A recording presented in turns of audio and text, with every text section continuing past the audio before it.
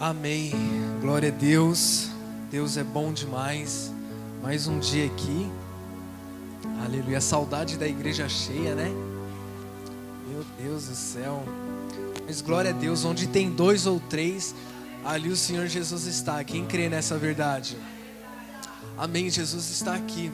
Então, se Jesus está aqui, Ele pode transformar destinos, Ele pode transformar corações, Ele pode transformar mentalidades, Ele pode transformar o quadro que nós nos encontramos talvez no momento, amém? Porque Ele está aqui, então algo sobrenatural tem que fluir. Quem crê nisso? Algo sobrenatural tem que fluir. Abra o seu coração agora neste momento, deixa a palavra penetrar o mais profundo, amém? Abra seu coração, vamos lá comigo. Abra o seu coração.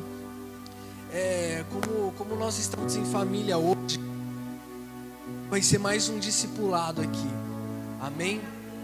Mais um a um aqui olhando nos olhos. E Deus tem uma palavra, sabe? Hoje eu passei o dia inteiro, Espírito Santo, o que eu prego? Eu tenho algumas pregações aqui no celular para falar, mas eu quero falar o que o Senhor quer falar. Amém? E o tema da mensagem hoje é a mentalidade do filho herdeiro. Amém? Então, de início, abra sua Bíblia em Romanos 8.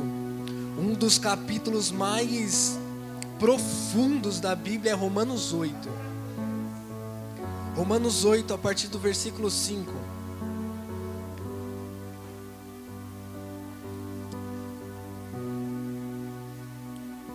Sabe de uma coisa?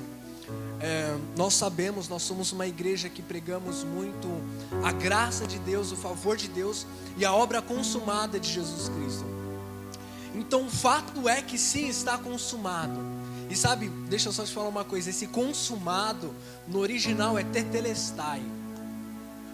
E sabe, tetelestai na época, no contexto histórico, era quando alguém devia um certo dinheiro, uma certa quantia para alguma pessoa, e quando ele pagava, quitava essa conta, ele recebia um comprovante com um carimbo escrito tetelestai.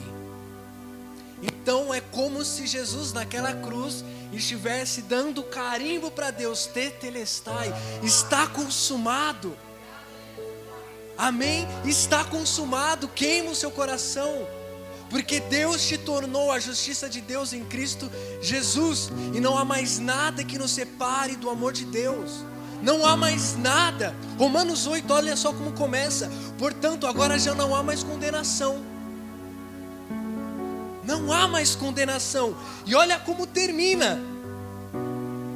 Ali para o versículo 35. Quem nos separará do amor de Deus? Não há mais condenação.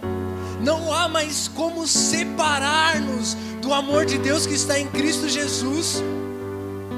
Não há mais nada. Somos mais do que vencedores. Então o fato é que está consumado.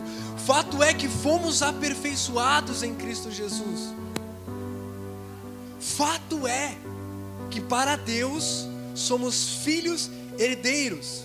Porém estamos com mentalidade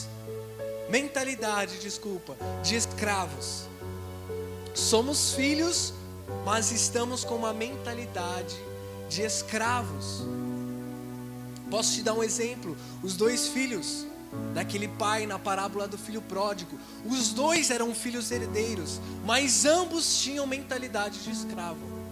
Um pede a herança para gastar com as prostitutas, e outro fica na casa certinho, porém vivendo como escravo. Então ambos estão errados. Quem concorda com isso? Ambos estão errados. E nós às vezes caímos nesse engano. Usamos da graça, do favor, da bondade da herança para viver uma vida de pecado, porque afinal a graça perdoa. Ou usamos de tudo isso para nos mantermos com uma vida mesquinha e estagnadas. Não é verdade? Então que hoje essa pregação, essa palavra, esse ensino possa despertar em nós uma mentalidade de filhos herdeiros. Afinal, a Bíblia diz que nós temos a mente de Cristo. O Espírito Santo está dentro de nós, está ministrando verdades espirituais e nos levando e nos impulsionando a viver o sobrenatural de Deus. Quem quer isso? Aleluia. Então diz assim a palavra: quem vive segundo a carne tem a mente voltada para o que a carne deseja, mas quem vive de acordo com o Espírito tem a mentalidade para o que o Espírito deseja.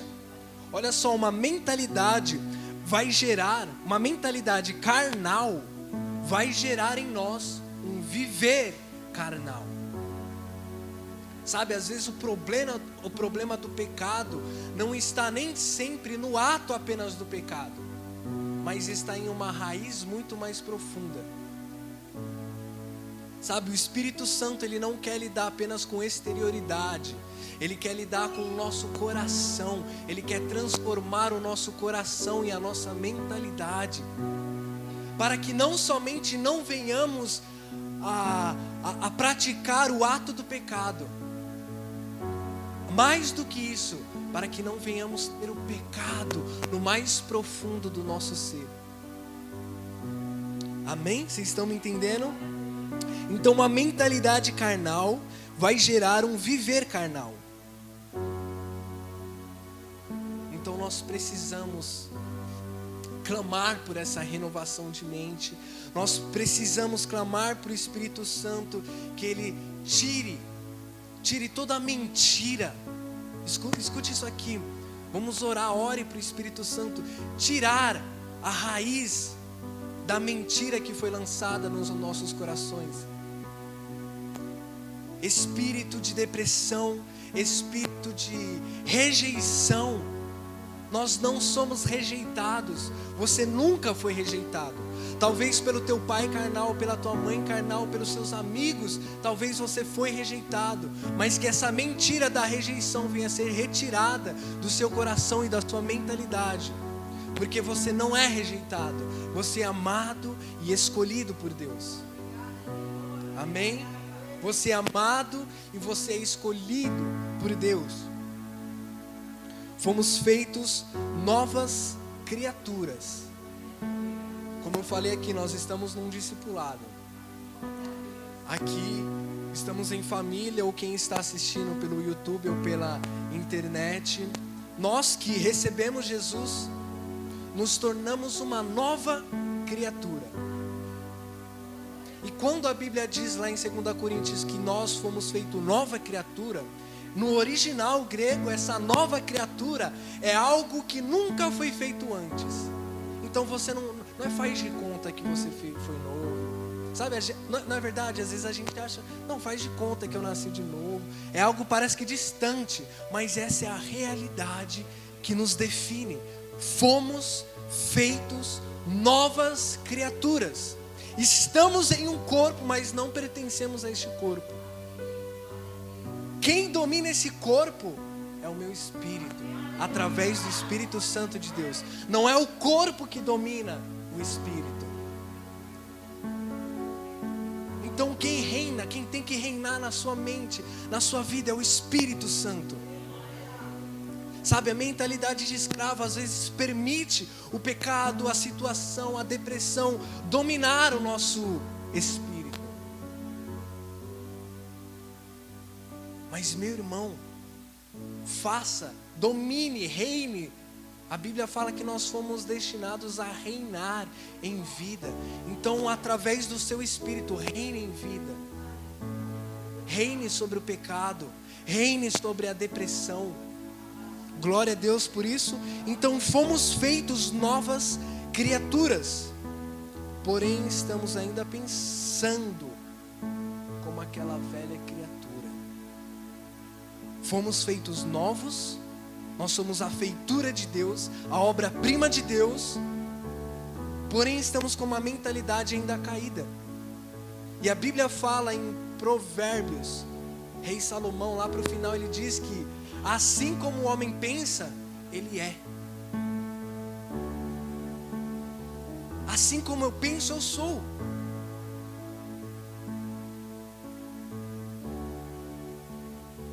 Sabe, então fomos feitos essa nova criatura, porém não estamos pensando conforme o que Deus nos tornou. Quem está me entendendo? Tá fazendo sentido aí para você? Nós não estamos pensando, e por isso que às vezes não estamos vendo evidências daquilo que Deus nos tornou. Porque sim, Deus me tornou, mas se eu ainda penso como aquela velha criatura pecadora, miserável, logo eu vivo como tal. E você quer ver pessoa para discordar que fomos feitos abençoados, que não somos mais miseráveis, é os próprios crentes. Sabe, a gente não quer, parece que a gente quer ser o miserável, o coitado da história, não é? A gente quer. O pregador fala: ei, você é abençoado, você não é mais um pecador lutando para ser justo, você é um justo lutando contra o pecado. Mas não, isso é bom demais para ser verdade. E se você quer saber se alguém está pregando o evangelho, é se você é tentado a dizer: isso é bom demais para ser verdade. Porque o evangelho sim é bom demais para ser verdade. Então, se não está causando em você, é bom demais para ser verdade. Acho que Moisés está forçando a barra um pouco, só para me agradar. Se você não diz isso, eu não estou pregando o evangelho. Mas se você diz isso no seu coração, talvez não verbalize, mas está aqui dentro, é bom demais. Esse é o evangelho. É esse o evangelho. Então precisamos, em Romanos 12:2, o versículo chave. O que diz? Transformem-se pela renovação da mente. Então não tem transformação sem renovação de mente. Eu preciso ter essa renovação, essa revelação. E quando eu tenho essa revelação, essa renovação, eu posso me transformar de acordo com ela. Eu posso me permitir viver aquilo que eu entendi espiritualmente. Tô falando muito rápido? Tá dando para entender? Deu? Certeza? Qualquer coisa depois assiste o vídeo de novo. Às vezes nem eu entendo, mas glória a Deus. Brincadeira. Esse entendimento, essa mentalidade que eu falo é um entendimento espiritual. Amém? Olha só, abra agora em Efésios capítulo 4.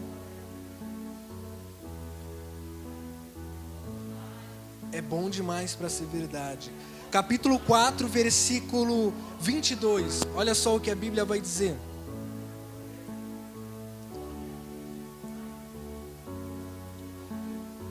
Quanto à antiga maneira de viver, aquela velha criatura, vocês foram ensinados a despir-se do velho homem. Nós fomos ensinados a despir-se do velho homem. Não tenho que explicar aqui. Que se corrompe por desejos enganosos, a serem renovados no modo de pensar, e a revestir-se do novo homem, criado para ser semelhante a Deus em justiça e em santidade, provenientes da verdade. Então você e eu precisamos todos os dias nos revestir desse novo homem.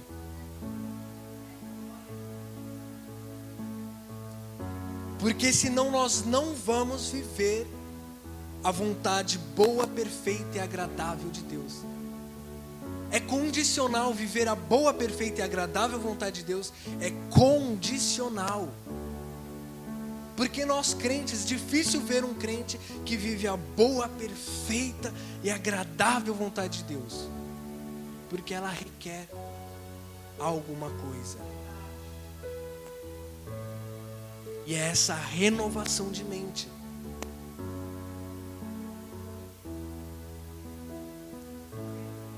Não é verdade?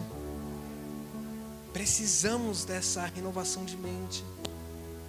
Precisamos de uma revelação superior de Cristo e nos transformar de acordo com ela. Porque sim, nós vamos viver as promessas de Deus, mas antes precisamos abandonar a mentalidade de escravo. Vamos ver um pouco aqui sobre a mentalidade de escravo? Abra em Números. Vamos lá para o Antigo Testamento. Números capítulo 11. Capítulo 11, versículo 4. O povo, olha só, o povo foi liberto da escravidão. Deus tirou eles da mão do faraó, libertou eles da escravidão, mas eles ainda não tinham este problema. Olha só o problema deles. Um bando de estrangeiros que havia no meio deles encheu-se de gula, e até os próprios israelitas tornaram a queixar-se e diziam: ah, se tivéssemos carne para comer! Nós nos lembramos dos peixes que comíamos de graça no Egito, e também dos pepinos, das melancias, dos alhos porós, das cebolas e dos alhos. Mas agora perdemos o apetite, nunca vemos nada a não ser este maná. Olha a mentalidade de escravo. Sabe, o maná é um tipo de Cristo. Quando ele veio, o povo judeu falou: Jesus, então se você é esse cara que você está falando, faz chover o maná, pão do céu. Ele disse: eu sou o verdadeiro pão.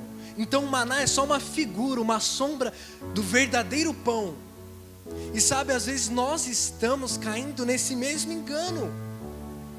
Olha o que eles falaram: nós nunca vimos nada a não ser esse maná.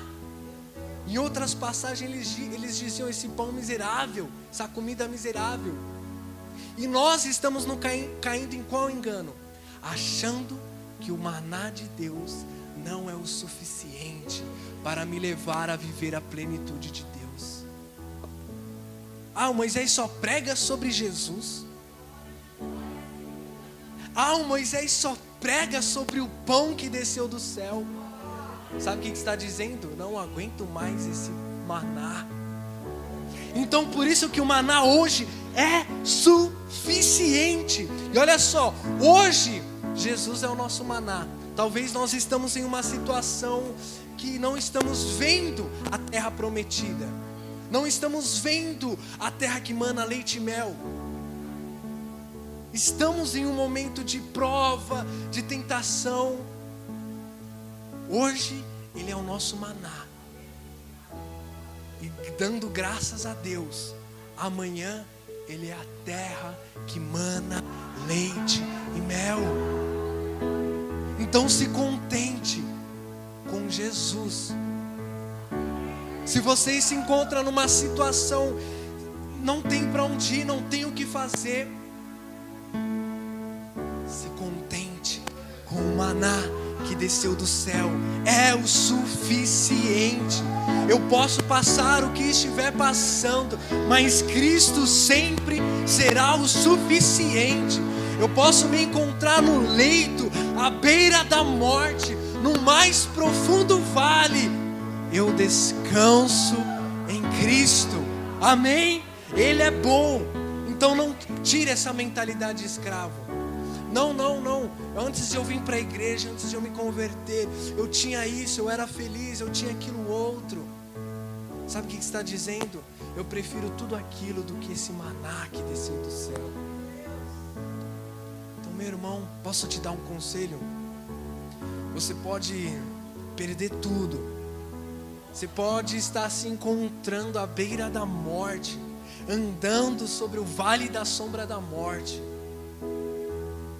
Um conselho que eu te dou: olhe para o alto e agradeça. Agradeça. Nenhum deserto é para sempre, amém? Nenhum deserto é para sempre. Olha só, eles não eram mais escravos, mas ainda não tinham mentalidade de escravos. Eles preferiam voltar à escravidão para comer pepino e melancia do que viver pela fé. agradecendo pelo maná, crendo que eles iam alcançar aquilo que Deus prometera.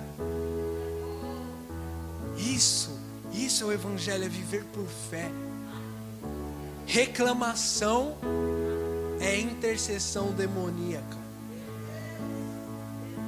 Essa frase não é minha, talvez se eu vi isso, acho que do Douglas, do Jesus Copy. Reclamação é intercessão demoníaca. Então se você reclama é porque você não crê na promessa. Amém? E se Deus prometeu, já existe. Já existe o que Deus prometeu. Então se alegre. Amém? É por isso que a Bíblia fala para nos alegrarmos em todas as tribulações. Porque eu sei que o que Ele prometeu, Ele é fiel para cumprir. E olha só, o deserto, esse momento difícil de prova, ele é um momento, um período de tempo em que Deus estava trabalhando na crença e na mentalidade do povo judeu. Deus poderia muito bem pegar o povo e 40 dias levar para a terra prometida. Deus é todo poderoso, Ele poderia fazer isso num estralar de dedo. Porém o povo não permitia. O povo não permitia ser transformado por Deus. O povo não aprendeu a viver pela fé. Se você e eu não aprendermos a viver pela fé, nós não vamos ver o que Deus prometeu. Porque é apenas pela fé que nós tomamos posse. É apenas pela fé. Não era nem para Deus dar a lei para o povo. O povo que pediu falou: Deus, fale, e tudo que você falar nós vamos obedecer. Deus Ele não tirou o povo por causa da lei, deles cumprir a lei. Deus fala: eu tirei vocês do Egito pelas minhas mãos fortes e poderosas. Então eles foram arrancados da escravidão pela graça. Eles iam ser encaminhados para a terra prometida pela graça. Mas eles não aprenderam a viver pela fé. E quando eu e você não aprendemos a viver pela fé, dependendo do favor de Deus, crendo na promessa, nós automaticamente vamos viver por esse braço aqui. Eu faço, eu vou fazer acontecer, eu vou cumprir isso e eu vou fazer aquilo outro. Eu vou converter os meus filhos, eu vou converter os meus pais. Não é nem o Espírito Santo que converte, sou eu que vou fazer, sou eu que vou resolver isso e aquilo outro. Não depende do favor, não depende da graça. Você não vive pela fé. O povo não vivia pela fé. Sabe por que Moisés não entrou na terra prometida? Porque não agiu em fé. Deus falou: Moisés, o povo está na rebelião pedindo água. Agora o povo está reclamando por causa de água. Faz o seguinte, Moisés, fale aquela rocha e dela verterá água. Sabe o que Moisés fez? Bateu na rocha. Sabe o que isso quer dizer? Não viveu pela fé. Porque o não viver pela fé é fazer acontecer. Viver pela fé é declarar.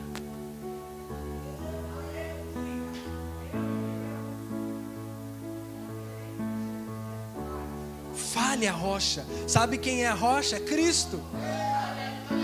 Tá vendo? É tudo sobre Cristo. Tudo sobre Cristo. O maná é Cristo. A rocha, lá em 1 Coríntios ou 2, não me lembro agora. A rocha é Cristo. É tudo Cristo. É tudo sobre Cristo. Por isso que Ele é o primeiro e o último. O primeiro versículo da Bíblia, sabe sobre quem? Sabe sobre quem fala? Sobre Jesus. No princípio era a terra sem forma e vazia. Trevas cobriam a face do abismo e o Espírito de Deus pairava sobre as águas. E disse Deus: haja luz. Meu irmão, pega essa revelação aqui. Quando Deus diz haja luz, Ele estava dizendo haja cruz, haja salvação dos homens. Aí João, o evangelho mais cristocêntrico de todos, ele começa: no princípio era o Verbo, e o Verbo era Deus, e estava com Deus, e por meio dele tudo foi feito. Nada do que existe não teria sido feito a não ser por ele, e ele era a luz dos homens. Então nós achamos que quando Deus fala haja luz, Ele estava falando haja um sol, mas não, o sol Ele cria lá para o versículo 13, luminares, onde Ele diz haja luz, Ele estava declarando haja salvação dos homens. Cristo nunca foi o plano B, Cristo nunca foi a porta de escape, Cristo é o plano A de Deus. A Bíblia fala em Apocalipse que Ele é o Cordeiro que foi morto antes da criação do mundo.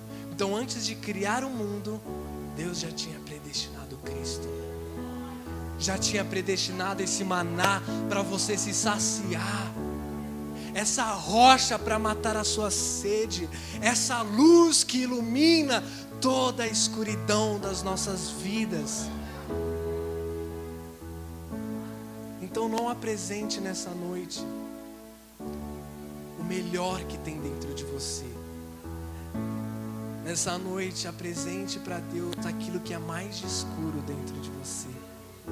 Ele é a luz dos homens, Ele é a alegria dos homens, Ele é a nossa alegria. Então olha só, se Deus, a vontade perfeita de Deus era Cristo, salvando, separando um povo, por que não estamos nos contentando com Cristo? Sabe? Aleluia. Então o maná é um tipo de Cristo e precisamos nos satisfazer nele, porque é Cristo que nos sustenta e nos leva para vivermos a plenitude de Deus. E sabe, se você não se contenta com Cristo somente, você vai ficar rodeando em uma vida de escravidão, de não escravidão, porém escravizados, como eles não eram mais escravos, mas no espírito, na mentalidade, escravos. Eles preferiram ficar reclamando, ter uma água, um pão, comidas ali no deserto, do que falar: Deus, eu creio, 40 dias de jejum, vão para a terra prometida. Então reclamar, não se alegrar em Cristo e naquilo que Deus fez por você, é pecado. É pecado. Não é pecado ficar triste. Não é pecado ficar triste. Não é pecado passar por tentação. Não é pecado passar por provação. Pecado é não se satisfazer em Cristo Jesus. Pedir alguma coisa a mais a Deus. Deleite-se em mim, e eu satisfarei o desejo dos vossos corações. Então se deleite em Cristo, se alegre em Cristo. Aleluia, posso ouvir um amém? Aleluia, glória a Deus. Então o maná diário é Deus ensinando o povo a todos os dias tomar posse pela fé. Eu vou te explicar melhor isso aqui. Deus, Ele faz chover maná, o pão do céu. E Deus fala o seguinte para Moisés: Moisés, fala para todo o povo pegar a quantidade apenas diária. Vocês estão aqui comigo? Pegar apenas a quantidade diária.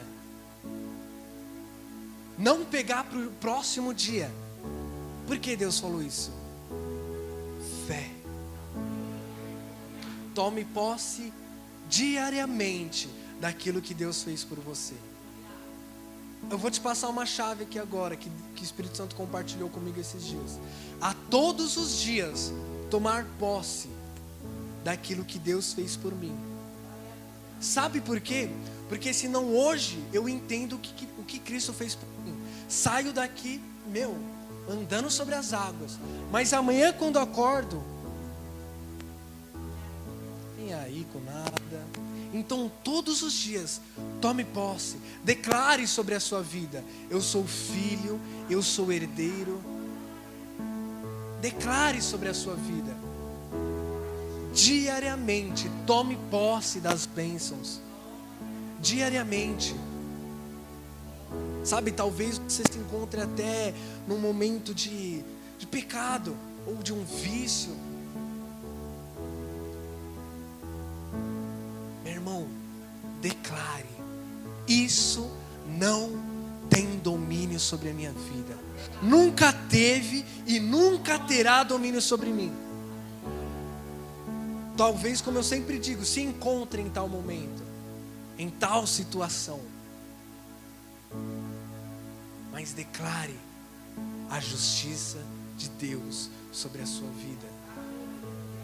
Glória a Deus. Isso é poderoso, irmão. Isso é poderoso.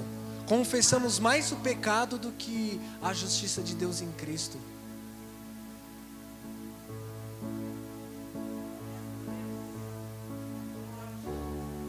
Então todos os dias eu preciso acordar e começar a declarar verdade sobre a minha vida. Preciso tomar posse do maná diário. Era todos os dias. Tome posse hoje da porção necessária. Amanhã é outra porção. E o problema é que estamos vivendo dias e dias sem tomar posse da nossa porção. Tá fazendo sentido? Tá conectando aí? Então todos os dias, pegue aquilo que Deus está derramando sobre a sua vida. Todos os dias. Amém? Então vamos ler lá agora em Números 13. No versículo 26. Olha só. Aqui já era, eles chegaram na porta da terra prometida. Depois de muito tempo, chegaram na porta da terra prometida. E aqui o contexto é o relatório da expiação. Moisés envia os espiões para espionar a terra. E olha só o que acontece. Eles então retornaram a Moisés e a Arão, voltaram da terra prometida. Então eles voltaram a Moisés e Arão e a toda a comunidade de Israel em Cádiz, no deserto de Parã, onde prestaram relatório a eles e a toda a comunidade de Israel, e lhes mostraram os frutos da terra. Eles foram até a terra, pegaram aqueles cachos de uva, representando quem? Jesus, a videira verdadeira. Novamente, Cristo.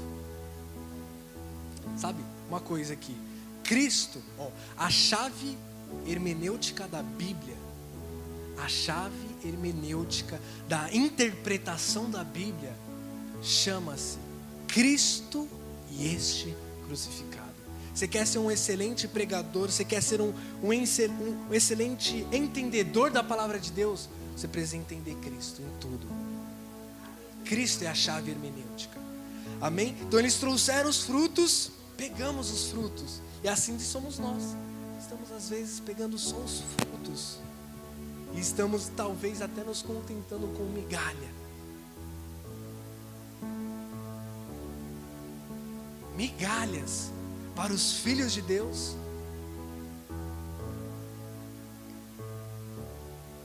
E deram o seguinte relatório a Moisés: entramos na terra a qual você nos enviou, onde há leite e mel com fartura.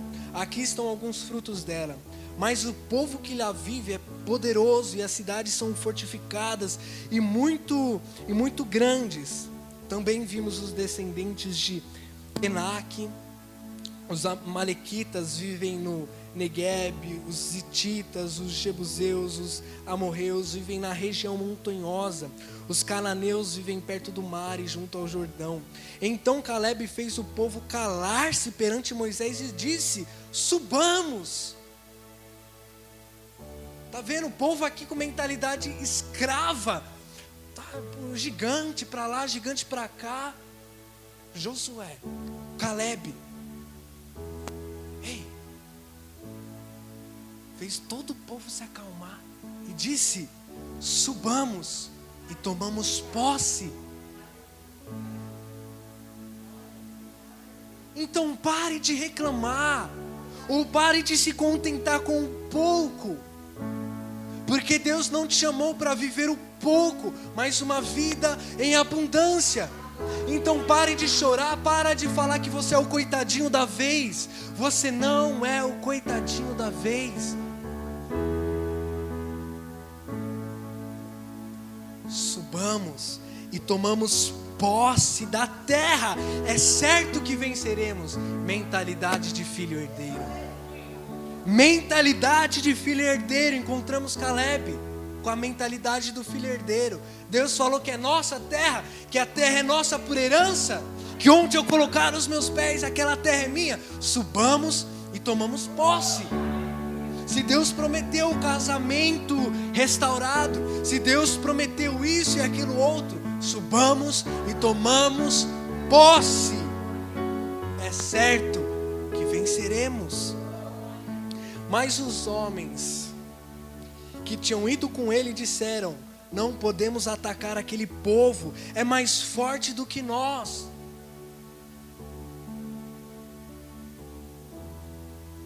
E espalharam entre os israelitas um relatório negativo acerca da terra. Disseram: a terra para a qual fomos em missão de reconhecimento devorará os que nela vivam. Todos que vimos são de grandes estaturas. Vimos também os gigantes, os descendentes de Enaque, diante de quem parecíamos gafanhoto, e a nós e a eles. Mentalidade de escravo é contemplar apenas dificuldades.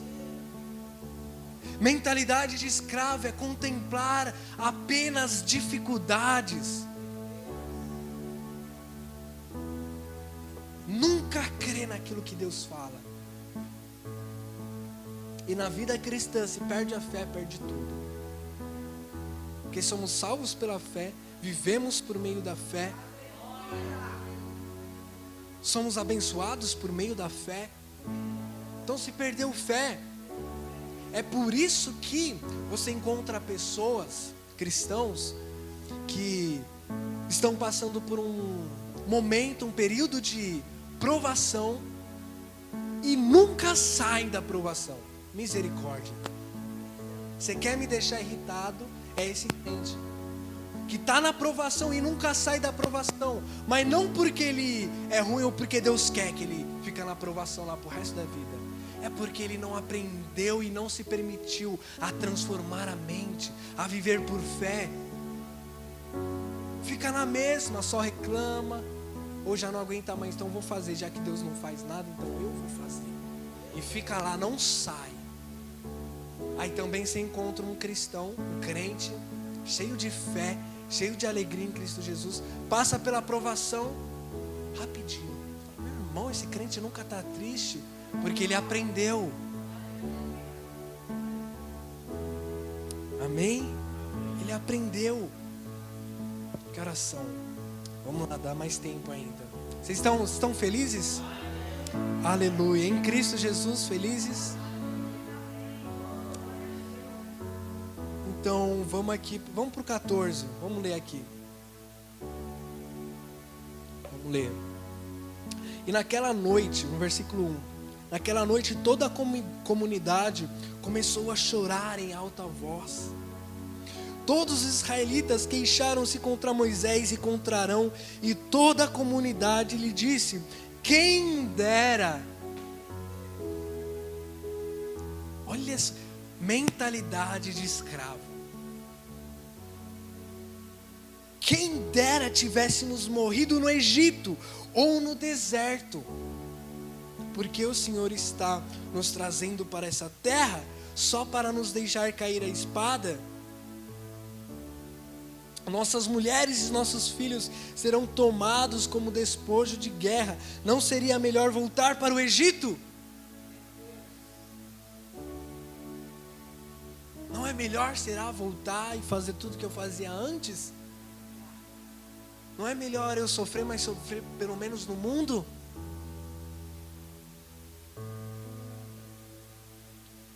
Essa é a mentalidade de escravo. E disseram uns aos outros: escolheremos um chefe e voltaremos para o Egito. Já estava decidido, vamos escolher Moisés, mas não. Moisés quer tomar posse dessa terra aí. Não dá não. Vamos levantar outro líder.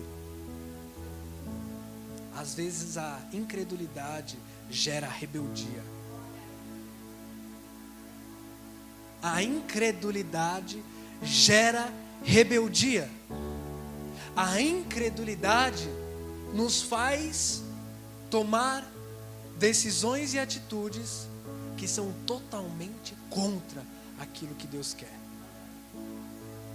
Então nunca tome uma decisão no agir do momento. Nunca. É pela fé. Glória a Deus. Então Moisés e Arão prostraram-se com o rosto em terra diante de toda a assembleia dos israelitas. Josué, olha mais um Cristo aqui. Josué é um tipo de Cristo. Josué no original hebraico, Yeshua. O nome de Jesus, Yeshua. Deus é a salvação. Josué, Deus é a salvação. Quem levou o povo para a terra prometida? Foi Moisés? Quem nos dá a terra prometida é Jesus. Moisés, por meio de Moisés, Deus deu a lei. A lei foi dada por meio de Moisés, mas a graça, a verdade, a alegria, a vontade de dançar, o deboche sobre a morte, a alegria veio por meio de Jesus Cristo. Yeshua, o Hamashia, o Cristo, o Cordeiro de Deus, que tira o pecado do mundo. A terra prometida é Cristo que nos leva, não é a nossa performance. Talvez por meio da nossa performance a gente fica ali sofrendo, mas por meio da fé em Cristo Jesus vamos entrar na terra prometida. E o que eles fizeram para entrar na terra? Tiveram que quebrar o muro? Dá 7 voltas e sopra. As muralhas vão cair. Eu e você vamos viver o seu ministério, o seu casamento, a sua família, os seus filhos. Aleluia, glória a Deus. Então Josué, já o tipo de Cristo, a sombra de Cristo.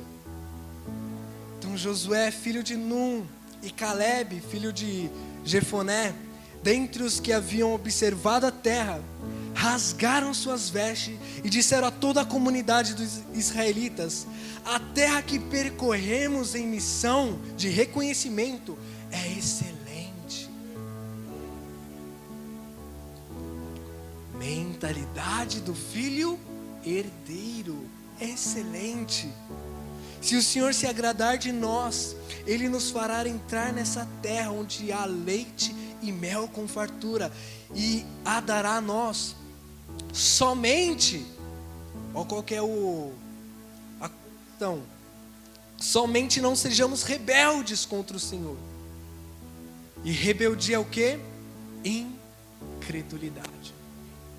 Rebeldia é incredulidade. Forte, né? Rebeldia é incredulidade. Somente não sejamos rebeldes contra o Senhor. E não tenham medo do povo da terra, porque nós os devoraremos como se fosse pão.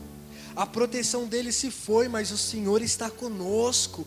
Não tenham medo deles. Outra coisa, medo não provém de Deus. Medo de ficar sozinho, medo de qualquer coisa, medo, a não ser um medo de altura, uma coisa, mas medo das pessoas, medo de morrer prematuramente, medo de não casar. Aí o medo de não casar é que a gente arruma um problema, que a gente pega a primeira pessoa que vem pela frente. Qualquer piscadinha, é você mesmo, vem casar comigo. Vem, é você mesmo. Vem que eu vou te evangelizar. Dá até desviada a pessoa. Então o medo não provém de Deus. No amor não há medo, ao contrário, o perfeito amor expulsa todo medo. Então toda a condenação, toda a culpa é tirada de você. Não temos mais do que temer. Não temos mais do que temer. Isaías 54 diz: ei, você condenará toda arma forjada e toda língua que te acusar. Essa é a herança dos filhos de Deus. Então olha só, olha esse mistério. O Evangelho é um mistério nos revelado mais profundo.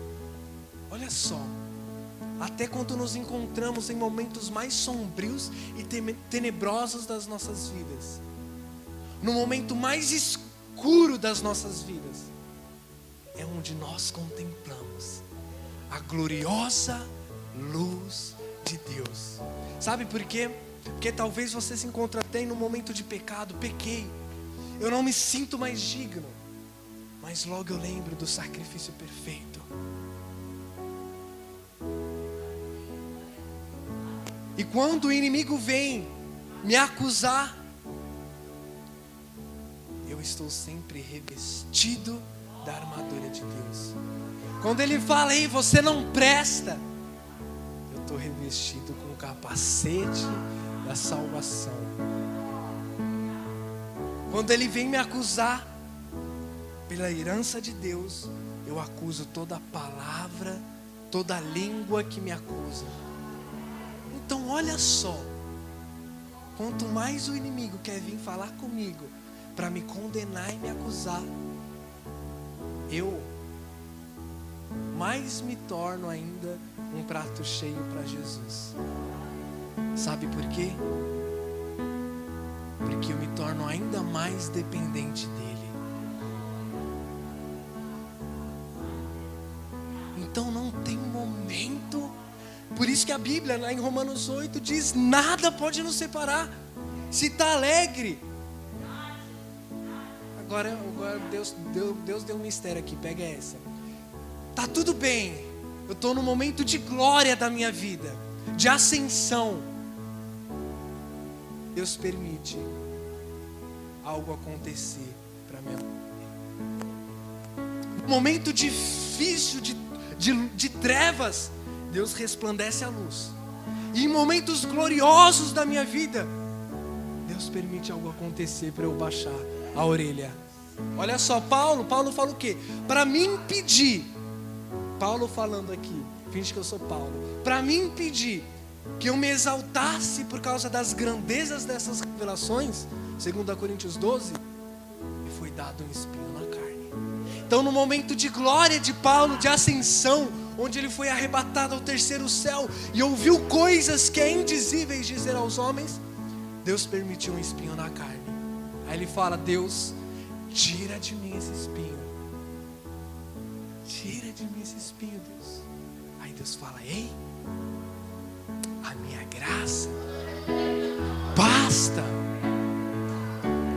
Então nos momentos que a gente está tudo bem, Deus dá uma apertadinha. Deus permite alguma coisa acontecer, só para a gente lembrar que não sou eu e não é você que se mantém firme em Cristo Jesus. Não é você que se mantém firme. A Bíblia fala em 2 Coríntios que é Deus que nos mantém firme em Cristo Jesus. Então você não recebe nem o mérito de estar aqui hoje. O mistério. Nem o mérito de estar aqui hoje é meu. É Cristo que me sustenta. É Cristo que me sustenta.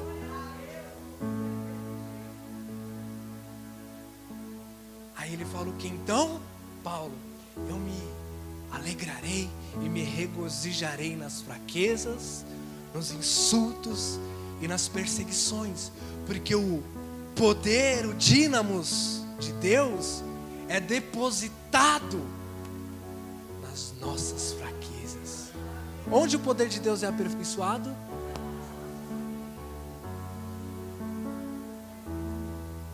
O mistério. Mistério que estava escondido em Deus. A Bíblia fala que esse mistério estava escondido, do qual os profetas, eles não receberam a revelação plena, porém a nós foi revelado. E o mistério é Cristo em nós, a esperança da glória de Deus. Aleluia! É bom demais para ser verdade. Então, nos momentos de angústia, nos momentos onde nos encontramos em crise, em angústia moral, sabe, irmão, nós estamos sujeitos à tentação. O que é a tentação? A tentação não é o ato do pecado. A tentação é ser tentado a pecar, é sentir desejo pelo indesejável. Isso é tentação, e somos tentados, porque Deus permite. Não é Deus que nos tenta, mas Deus permite. Para quê?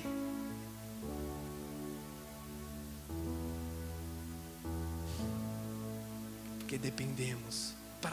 Para quê? Para sempre lembrarmos que nós dependemos do Salvador.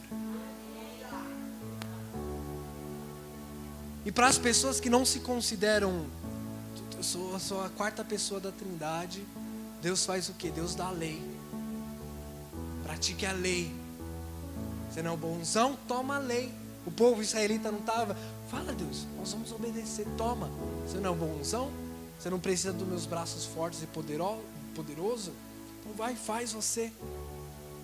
Ressalta o pecado.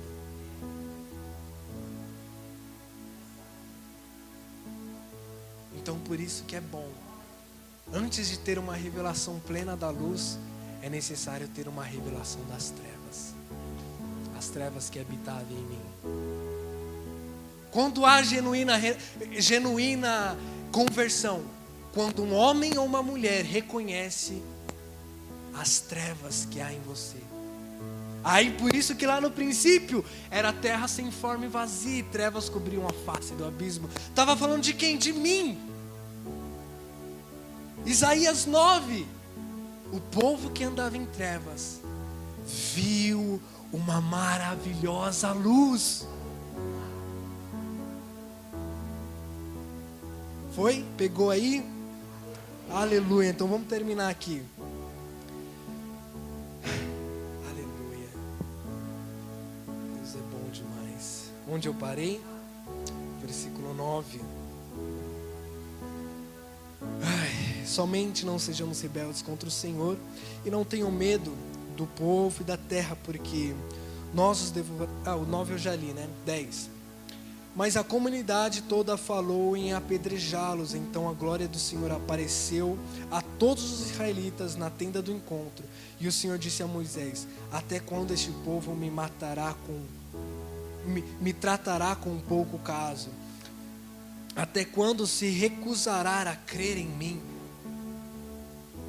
Apesar de todos os sinais que realizei entre eles, eu os farei como praga e os destruirei, mas farei de você uma nação maior e mais forte do que todos eles. Então a incredulidade impediu o povo de entrar na terra. Aleluia, deixa eu até tomar uma água aqui.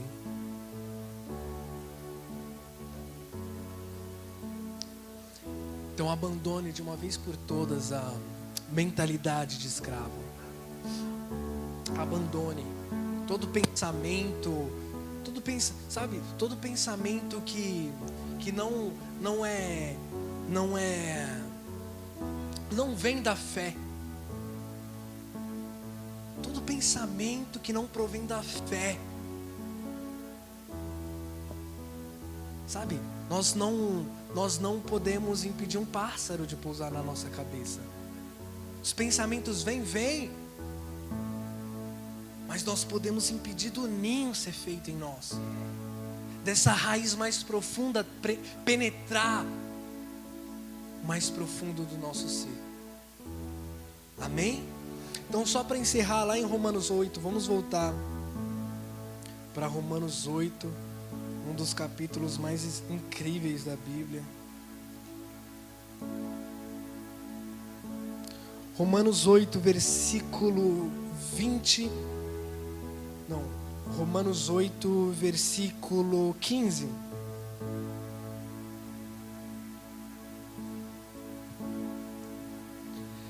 Pois vocês não receberam um espírito que os escravize. Vou ler novamente aqui. Pois vocês não receberam um espírito que os escravize para novamente temerem. Não há mais espírito de rejeição e de temor em nós. Não recebemos esse espírito. Esse espírito provém do maligno. Espírito de escravidão não provém de Deus. Somos livres. Reinamos sobre o pecado. O pecado não reina sobre a sua vida. O pecado não reina sobre a minha vida. Mas receberam o Espírito que os torna filhos, por adoção, por meio do qual clamamos: Abba, Pai. O Espírito está testificando aqui dentro: Abba, Pai. O Espírito não está clamando aqui dentro: você é um pecador miserável. Ele está clamando: você é filho de Deus, livre, liberto. É por meio dele que nós clamamos Abba. É por meio dele que nós entendemos que somos filhos. Se relacione e ande no Espírito. O que é andar em Espírito? Andar em fé. Não bata na rocha, fale a rocha e dela verterá água. Ande em Espírito. Ande em Espírito. Porque os que andam segundo a carne têm a mentalidade voltada para o que a carne deseja. Mas aqueles que vivem de acordo, segundo o Espírito, têm a mentalidade segundo o que o Espírito deseja. Você não deseja nada de bom. Eu não desejo nada de bom. É o Espírito que coloca em mim as coisas boas. Aleluia! Então recebemos o Espírito que nos torna filhos por adoção, pelo qual clamamos Abba, Pai. O próprio Espírito testifica ao nosso espírito que somos filhos de Deus.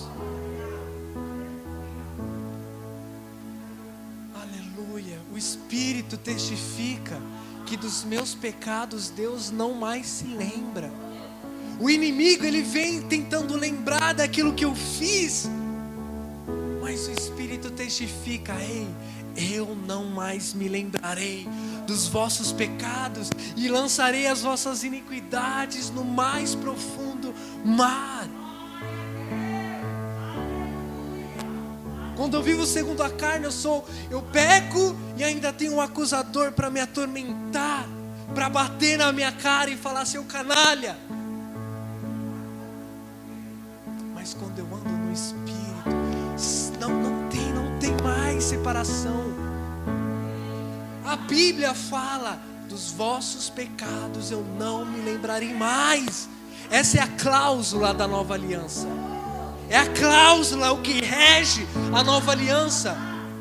Diante de Deus, Ele não contempla os nossos pecados. Tem tempo para mais uma revelação? Olha só como Deus não se lembra mais das nossas iniquidades. A arca da aliança é um tipo de Cristo. A arca da aliança, nós lemos em Êxodo que ela é feita da madeira acácia. E essa madeira pelos judeus é considerável a madeira incorruptível. A madeira inflexível, não dá para fazer muita coisa com ela. E ela é revestida de ouro puro. Olha só como é a figura exata de Cristo. A madeira de acácia, a madeira incorruptível, mostra a natureza humana incorruptível de Cristo. E o ouro revestido, a natureza divina de Cristo. 100% homem e 100% Deus. Olha como é profundo isso. Agora, dentro da Arca da Aliança tinham 3 elementos, 3 coisas.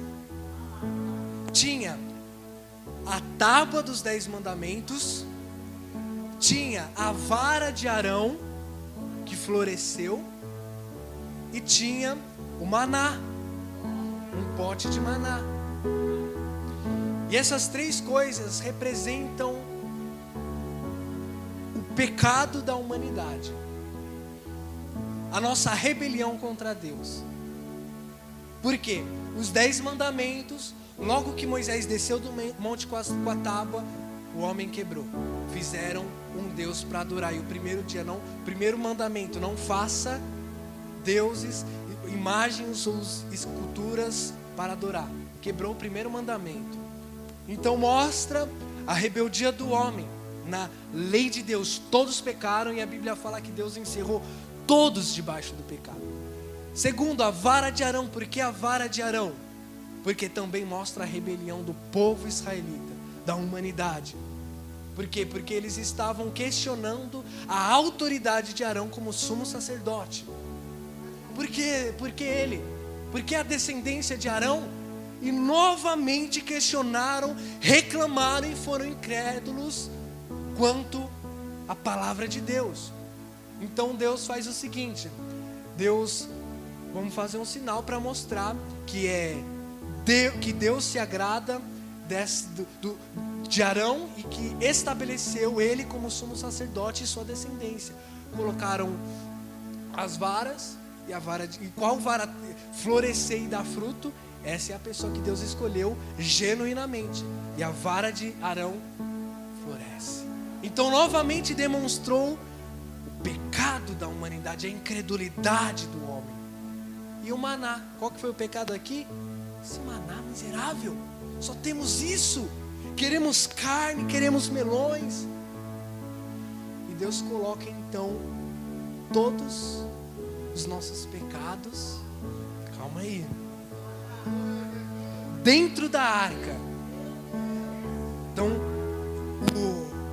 a incredulidade, o pecado, a nossa rebeldia contra Deus, Romanos 3, todos pecaram, destituídos estão da glória, todos, e foram encerrados debaixo do pecado. Então ali demonstra o nosso pecado, rebeldia do homem contra Deus, a incapacidade do homem gerar alegria diante de Deus. Agora tinha mais uma coisa.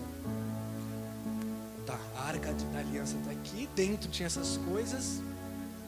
E agora para tampar tinha algo que se chamava propiciatório. E diante desse propiciatório, também feito de ouro puro, era onde o sumo sacerdote entrava no Santo dos Santos e aspergia o sangue em cima no propiciatório, ou seja, o sangue do Cordeiro, cobrindo o pecado da humanidade. Ou seja, quando a glória, a fumaça de Deus vinha sobre os 2 querubins em cima do propiciatório, se você vê alguma imagem na internet, é 2 querubins com as asas estendidas sobre o propiciatório. Então, quando a glória de Deus descia sobre o propiciatório, a glória de Deus contemplava o sangue do Cordeiro, que apaga o pecado e o pecado dentro. Então, quando Deus olha para a humanidade, para os que estão em Cristo Jesus, Ele não contempla a nossa rebeldia, o nosso pecado. Ele contempla o sacrifício perfeito. E Ele, Cristo, é o nosso propiciatório. Cristo foi dado para propiciação. O que é propiciação, Moisés? Propiciação é o sacrifício que desvia a ira. Eu vou falar novamente porque você não entendeu. A propiciação é o sacrifício que desvia a ira. Você não entendeu ainda. Eu acho que você não entendeu ainda. Ou seja, se Cristo é a nossa propiciação, Deus está virado comigo, com você. E na sua ira, porque Deus se ira e Deus é justiça, e exige punição pelo pecado, pois está escrito que o salário do pecado é a morte. Então, a ira de Deus, mas olha só, Deus tem ira, mas Ele não é ira, Deus é amor. Deus, Ele tem ira, mas a Bíblia fala que Ele não é ira. E Deus não tem amor, Ele é amor. E quem falou mais alto? Então Ele envia o seu próprio Filho, Ele se faz carne para depositar toda a sua ira, todo o castigo e toda a punição em Cristo. Aí o que aconteceu? A ira, o fogo da ira que era contra mim, foi para Jesus. Ele foi castigado por mim. Então olha só como é importante termos um entendimento completo. O pecado faz separação entre Deus e o homem, sim ou não? Sim. Mas no meu caso, que estou em Cristo, o pecado foi resolvido. Agora nada pode me separar. Mas o que esse Moisés está falando? Ele está ensinando então para sermos maus? Lutero dizia o quê? Quando eu venho aqui, eu não venho pensando nos cara de pau. Eu venho para falar com os quebrantados e contritos de coração. Para estes eu quero falar.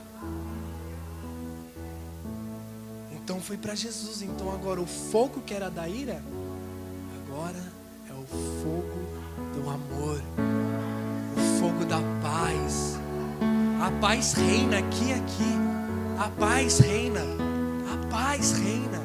Cristo é a minha paz, a minha luz. E ainda que eu ande pelo vale da sombra da morte, eu não temerei mal algum, porque Ele é o meu pastor, Ele me consola. Ele me leva a verdes pastos. E certamente, olha só, Davi é um tipo nosso. Ele faz uma promessa para nós que vivemos na nova aliança. Então nós temos esse direito de proclamar, certamente. Se coloque de pé aí no seu lugar, que essa verdade está sobre nós hoje. Levante as suas mãos, feche os seus olhos. Certamente a bondade, o favor, a misericórdia, a graça de Deus me seguirão todos os dias da minha vida. Vamos dizer todos juntos? Certamente a bondade de Deus me seguirão todos os dias da minha vida. Aleluia, obrigado Jesus.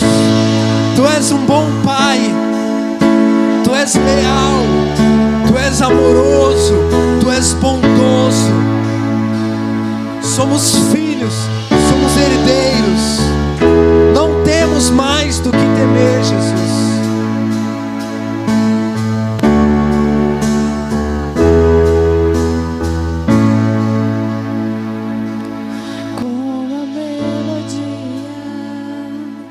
Ele me encontrou, me secou com uma canção e me libertou dos meus inimigos, dos meus medos, me sarou. Eu não sou mais escravo do medo, eu sou filho de Deus. E eu não sou mais escravo do medo, eu sou filho de Deus. E eu não sou mais escravo do medo, eu sou filho de Deus.